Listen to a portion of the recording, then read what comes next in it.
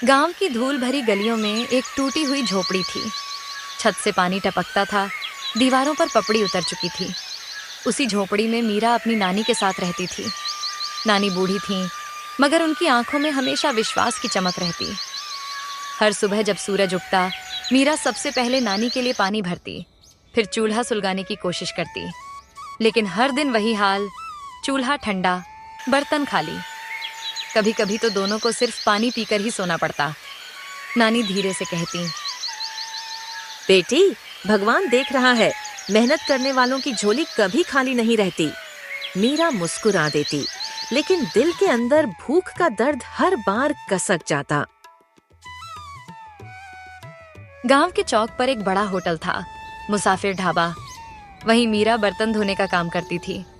दिन भर खटने के बाद भी उसे बस 40 रुपए मिलते थे।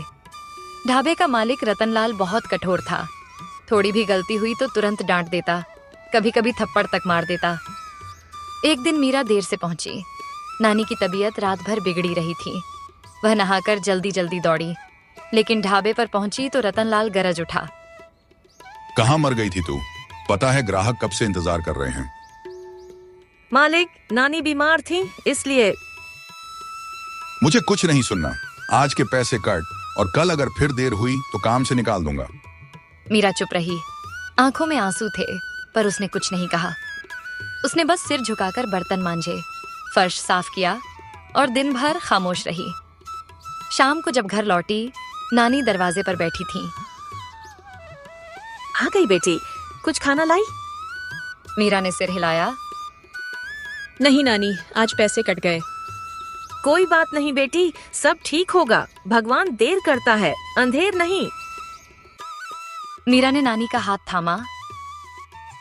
पर कब तक यूं भूखे रहेंगे नानी?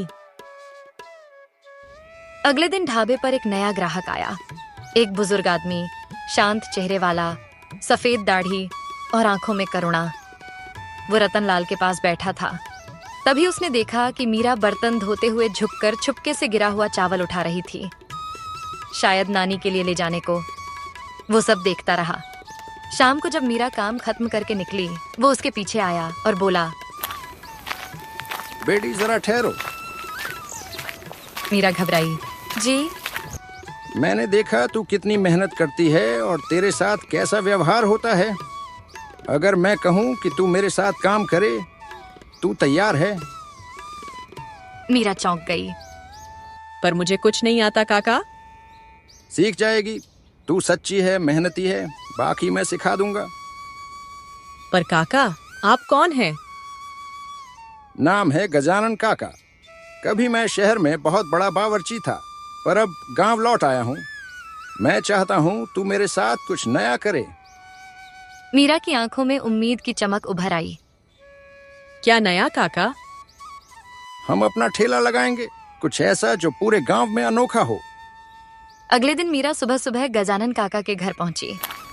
काका का घर छोटा मगर सुथरा था। आंगन में तुलसी का चौरा, कोने में पुराना ठेला रखा था। काका बोले, बेटी, लोग chicken 65, mutton curry, fish fry खाते खाते थक गए हैं। अब कुछ नया होना चाहिए, कुछ स्पाइसी, कुछ मजेदार। मीरा ने पूछा, जैसे स्पाइसी मटन बॉल्स, मटन के गोल पकोड़े, अंदर रसदार, बाहर कुरकुरे। ऐसा स्वाद कि जिसने एक बार खाया वो भूल न पाए। मीरा की आंखें चमक उठीं।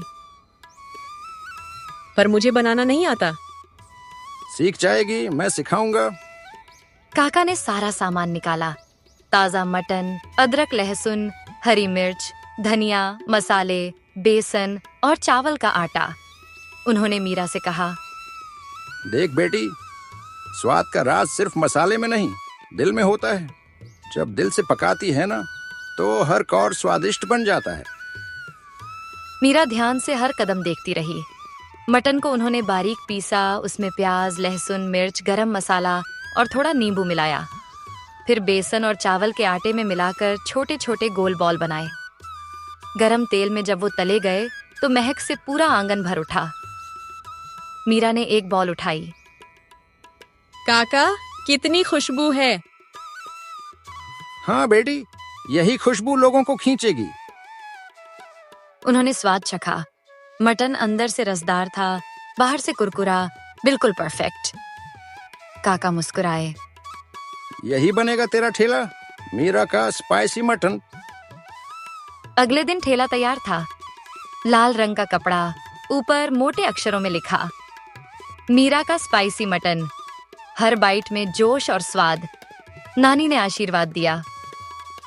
जा बेटी, अब कोई तुझे रोक नहीं सकता। मीरा ठेला लेकर बाजार के कोने पर जा पहुंची। पहली बार खुद के दम पर कुछ करने जा रही थी।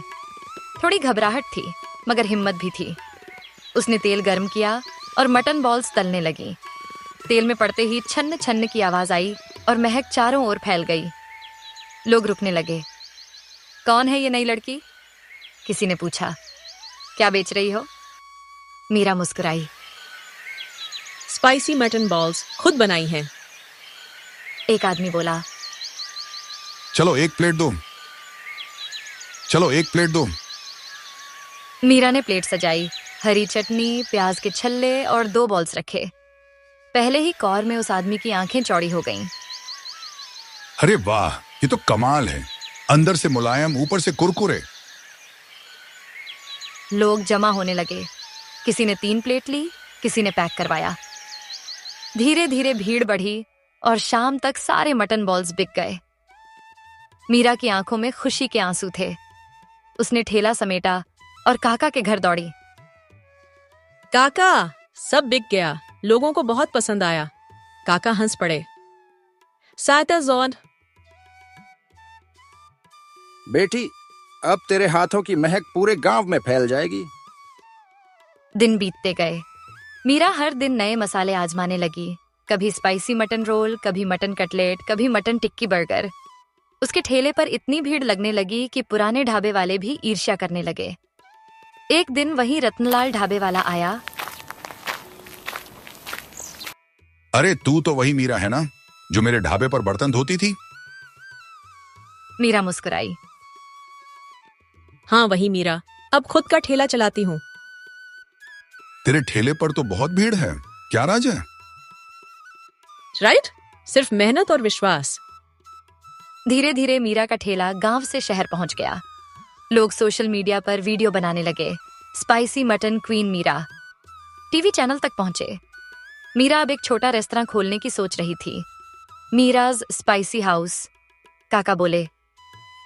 अब तेरी मेहनत ने तुझे पहचान दिला दी बेटी। नानी बोली। अब तो मैं चैन से मर भी जाऊं, क्योंकि तू जीत गई। मीरा की आंखें भर आईं।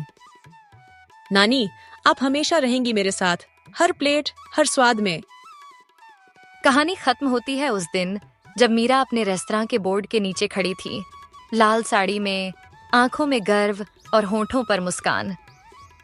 मीरा का स्पाइसी मटन, स्वाद जो गरीबी से अमीरी तक पहुंचा दे। कहानी का सार, अगर हिम्मत बड़ी हो तो सबसे तगड़ा मसाला भी जिंदगी के स्वाद को रोक नहीं सकता। मेहनत और आत्मविश्वास का स्वाद दुनिया का सबसे स्पाइसी स्वाद है। दोस्तों, कैसी लगी आपको आज की कहानी, मीरा का स्पाइसी मटन? क्या आपने भी कभी भूख को मेहनत से हराया है? कमेंट में बताइएगा और ऐसी ही कहानियों के लिए जुड़े रहिए। मिलते हैं अगली प्रेरणादायक कहानी में, जहां हर आंसू के पीछे एक नया स्वाद छिपा है।